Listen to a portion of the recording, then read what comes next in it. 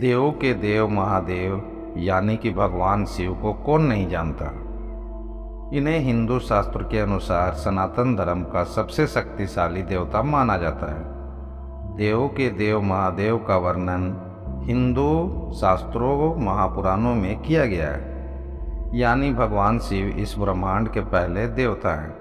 शिव आदि को शाश्वत अर्थात शिव माना जाता है, जिसका ना आदि है और ना अंत।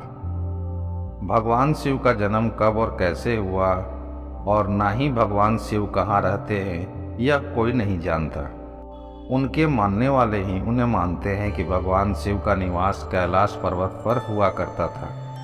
माना जाता है कि भगवान शिव समय और समय चक्र की सीमा से परे, उन पर इच्छाओं, भावनाओं, अपमान, सम्मान, मोह, मति भ्रम आदि का कोई प्रभाव नहीं। भगवान शिव को अन्य देवताओं से अलग माना जाता है, क्योंकि पुराणों में वर्णित उनका वेश एक बार ऋषभ की छाल का था और उनके गले में एक सांप था। केशों से गंगा बहती है और मस्तक पर सदा चंद्रमा है। महादेव श्रृंगार के रूप में व्यक्ति को जलाने के बाद उस पर बची राख को मलते हैं। मनुष्य, असुर, देवता, सर्प, गंधर्व आदि सभी महायान की पूजा करते हैं।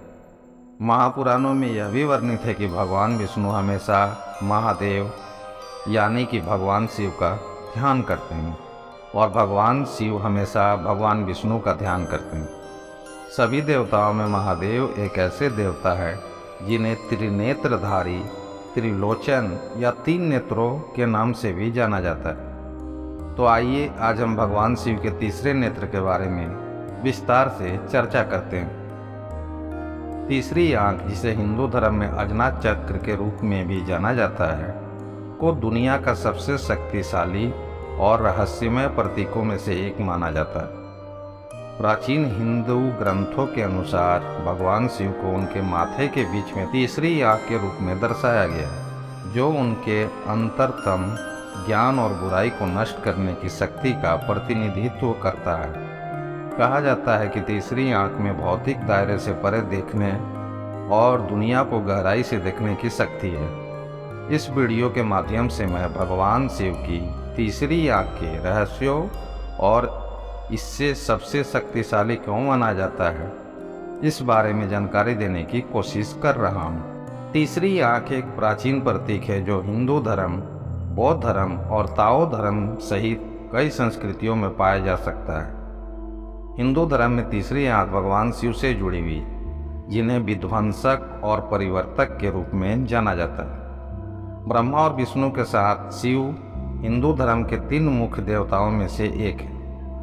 हिंदू पौराणिक कथाओं के अनुसार शिव की तीसरी आंख उनकी शक्ति का स्रोत है, जिसका उपयोग वह बुराई को नष्ट करने और ब्रह्मांड में संतुलन लाने के लिए करते हैं। तीसरी आंख को पिनियल ग्रंथि में स्थित कहा जाता है, जो मस्तिष्क में एक छोटी ग्रंथि होती है। पिनियल ग्रंथि हमारे सोने जागने के चक्र को विनियमित करने के लिए भी जिम्मेदार है और हमारे सर्केडियन रिदम से जुड़ी है। हिंदू धर्म के अनुसार पिनियल ग्रंथि तीसरी आंख की भौतिक अभिव्यक्ति है और इसे उच्च चेतना का प्रवेश द्वार माना जाता है। तीसरी आंख को अक्सर बंद होने के रूप में चित्रित किया जाता है, लेकिन जब इसे खोला जाता है तो कहा जाता है कि यह एक व्यक्ति को उन्नत अंतर्ज्ञान, स्पष्टता और आध्यात्मिक अंतर्दृष्टि प्रदान करती है। तीसरी आंख हिंदू धर्म में छठे चक्र से जुड़ी है, जो माथे के केंद्र में स्थित है। छठा चक्र हमारे अंतर्ज्ञान का केंद्र और उच्च चेतना का प्रवेश द्वार माना जाता है। हिंदू पौराणिक कथाओं के अनुसार शिव की तीसरी आंख गुस्से में तब खुली जब उन्होंने देखा कि उनकी प्यारी पत्नी सती को मार दिया गया था। शिव का क्रोध इतना अधिक था कि उनकी तीसरी आंख खुल गई और उन्होंने अपने शक्ति का उपयोग दुनिया को नष्ट करने के लिए किया। भगवान ब्रह्मा के हस्तक्षेप के बाद ही शिव अपने क्रोध को नियंत्रित करने और ब्रह्मांड में संतुलन लाने में सक्षम हुए।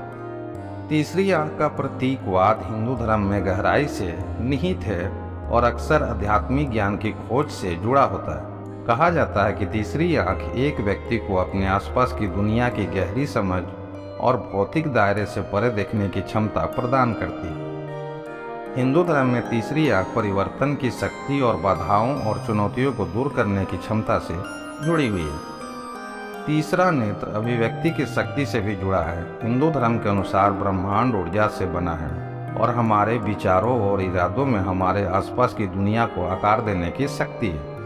अपने विचारों और इरादों पर ध्यान केंद्रित करके हम अपनी इच्छाओं को वास्तविकता में लाने के लिए अभिव्यक्ति की शक्ति का उपयोग कर सकते हैं। कहा जाता है कि तीसरी आंख एक व्यक्ति को अपनी इच्छाओं को प्रकट करने और अपने लक्ष्यों को प्राप्त करने की क्षमता प्रदान करती है। तीसरी आंख की शक्ति सिर्फ हिंदू धर्म तक ही सीमित नहीं है, यह बौद्ध धर्म और ताओवाद में भी एक केंद्रीय अवधारणा है। बौद्ध धर्म में तीसरी आंख आत्मज्ञान की प्राप्ति और भौतिक क्षेत्र से परे देखने की क्षमता से जुड़ा है।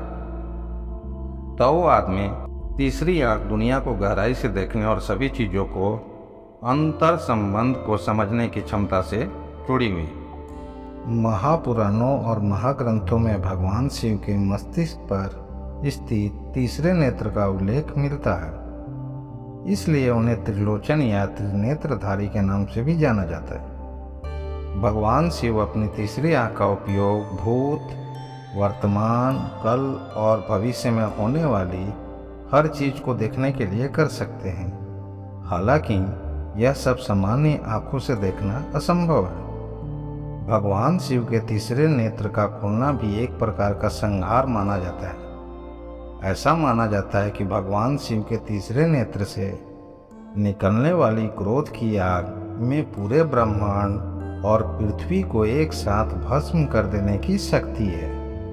ब्रह्मांड में टकटकी लगाकर देखने पर ही भगवान शिव अपना तीसरा नेत्र खोलते हैं। तो भाइयों बहनों और मेरे प्यारे बंधुओं, अगर आपको इस वीडियो में मेरे द्वारा दी गई जानकारी अच्छी लगी हो तो कृपया आप मेरे चैनल धार्मिक भावना को सब्सक्राइब करें। इससे मेरा साहस और उत्साह और बढ़ेगा और मैं आपको अच्छी अच्छी जानकारियाँ प्रदान करने की भरपूर चेष्टा करूँगा।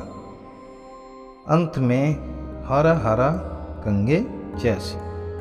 धन्यवाद।